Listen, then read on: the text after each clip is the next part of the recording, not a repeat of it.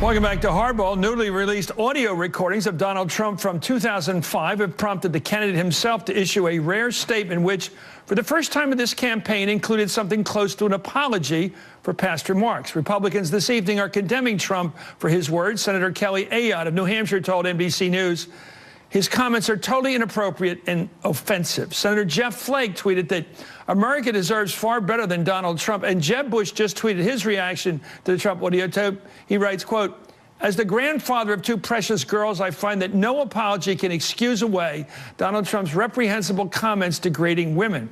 Well, all this with just 48 hours to go before the second presidential debate Sunday night. I'm joined right now by MSNBC's Joy Reid, host of AM Joy, as well as former Republican Congresswoman Michele Bachmann of Minnesota. Congresswoman, thank you for coming on tonight. It's a difficult night, and we talked about this earlier this evening.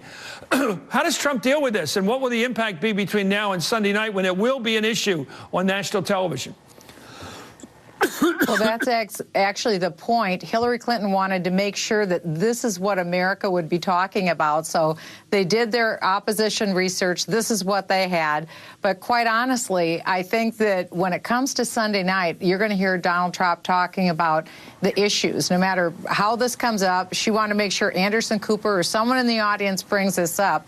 But quite honestly, I think she had a really bad news day herself. She has a lot of bad news with what's coming out about the contents of her speech to Wall Street that aren't going to work real well for her base. But more importantly, more of the document dump happened today. And we found out, for instance, that she kicked off her State Department, her government security detail off of her government plane and instead put Clinton Foundation people on her plane. This doesn't look real well for her. So she has to change the narrative, and that's what she's trying to do. So it's pretty predictable. So how do you, and if she wants to talk about scandals, Sunday can be about scandals, but quite honestly, it's got to be about us, about the American people, because this is what we've got to look at. How are we all going to have better lives? And I think that's probably where Donald Trump is going to take the debate on Sunday night. Where did you get the information? It may be true, but where did you get the information, Congresswoman, that Hillary Clinton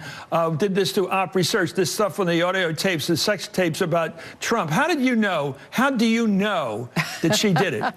Experience. How do you know? Experience. What do you mean experience? This is how the whole thing works. I mean, well, you're laughing, but how do you know?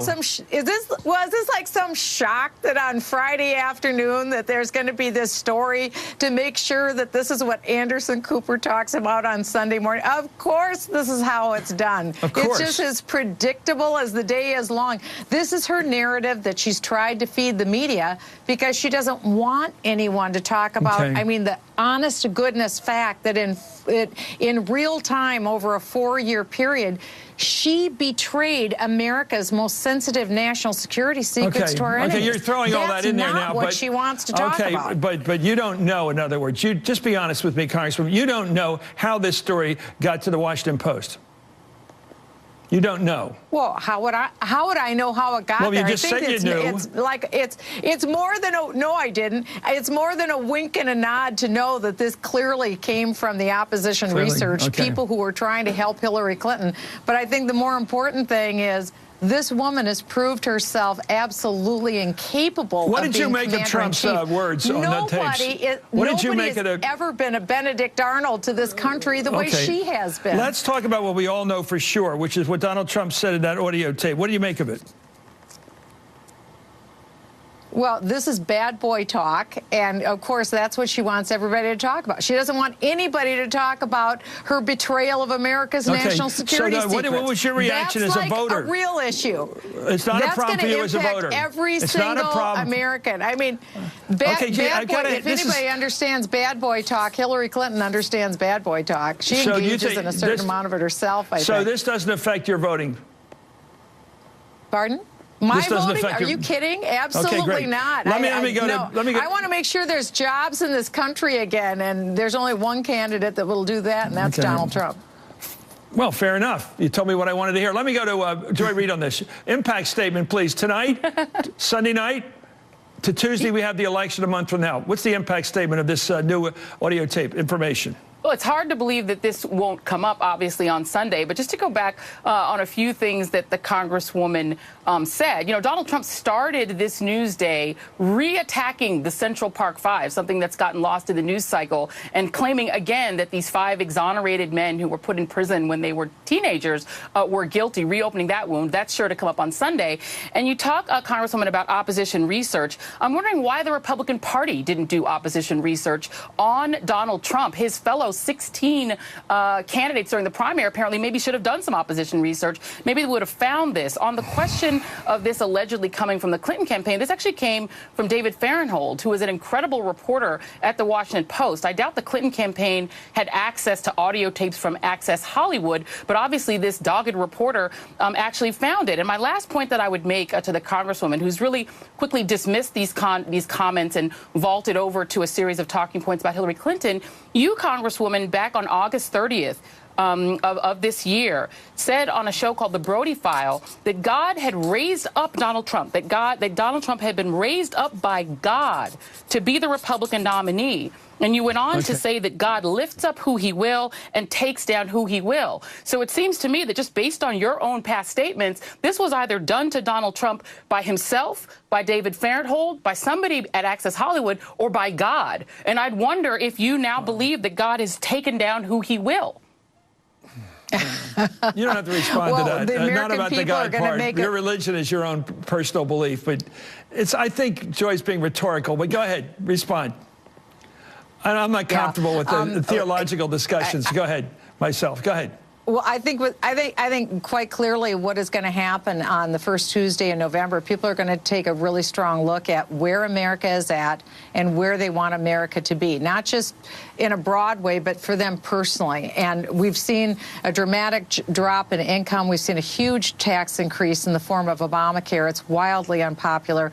That's what people are worried about. They're also extremely nervous about terrorism. They've seen the failures under Hillary Clinton with that, and with her failed Russian reset. Yeah. Those are the kind of things people are going to be thinking about. She doesn't want people to think about that, Mrs. Clinton. She wants them to think about the nonsense. But when push comes to shove, we've really got to take this election seriously, and I think the American people will. But we call it news, and everything you just said, Congresswoman, we knew 2 or 3 hours ago. Everything you've talked about, terrorism, the usual stuff that the Republicans talk about. They talk about the email, and they talk about Benghazi. You know, everybody's been talking about that, and they knew all that. That's all baked into the cake. What's new are these tapes. Here's the RNC chairman, Reince Priebus, just released a statement on the Trump audio tape. Quote, "No woman should ever be described in these terms or talked about in this manner ever." That's a pretty strong statement, Joy, by the leader of the party. And I totally get your point. You know, absolutely. And the leader of the party is in a very awkward position. Reince Priebus is supposed to stand on stage with Donald Trump not long from now, along with the Speaker of the House of Representatives,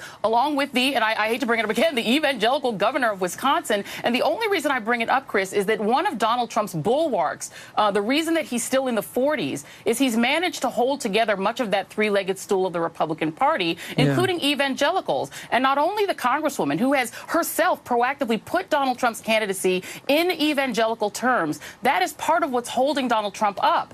And one of the risks that you're seeing, Charlie Sykes was tweeting about this earlier, is that comments like this have to be explained in the very churches, in the very evangelical households that are supporting Donald Trump more than almost anybody else. So I'm wondering if you get home into that household where a husband and wife and their daughters are sitting down talking about this election, who have been strongly for Donald Trump and who have evangelicized his candidacy, put it in God terms, how do those parents go to the polls and explain to their daughters that this is okay? Congresswoman, I like it phrased just that way, not your theological thinking, but what do you think people will react to who have these religious beliefs? Go ahead. Well, again, if you go back to the 90s, look at what parents had to talk about with Mrs. Clinton's husband, which nobody wanted to talk about. They'd shut their TVs off. It was so bad. It wasn't words, it was actions. And that's not where we want to be. I don't think anybody wants to deal with all that, because quite honestly, that's people's personal business. What we really do want to talk about is what a president will do for us or to us. And I think that's where Mrs. Clinton actually was recklessly dangerous to the United States. She's the one who's unfit to be commander-in-chief. Donald Trump is going to rebuild our economy and our military. That's more important to me, and I think to a lot of evangelical households. Well, let's all read the papers tomorrow morning. I think Joy's point of view is going to be in the paper tomorrow morning. I don't think it's going to be about these other issues. And, of course, Joy, I do believe in God and that's intervention and all those things. I agree with sort of the same line of thinking that Michele Bachmann has, so I don't want to disparage it, but I think it's the sectarian thing you're after there, which is not her beliefs, but what people like her believe in, how that's going to affect their voting. That's comfortable territory for both of us. Joy, thank you so much. Have a nice weekend. Michele Bachmann, Congresswoman, thanks for coming on tonight. It's a tricky night, a tricky bit of news, I think, for all of us. Anyway, we're going to continue to get reaction to tonight's bombshell news. The audio recording from 2005 of Donald Trump at a vulgar conversation about women. The Hardball Roundtable's coming here next. That's ahead. And this is Hardball. We'll be right back.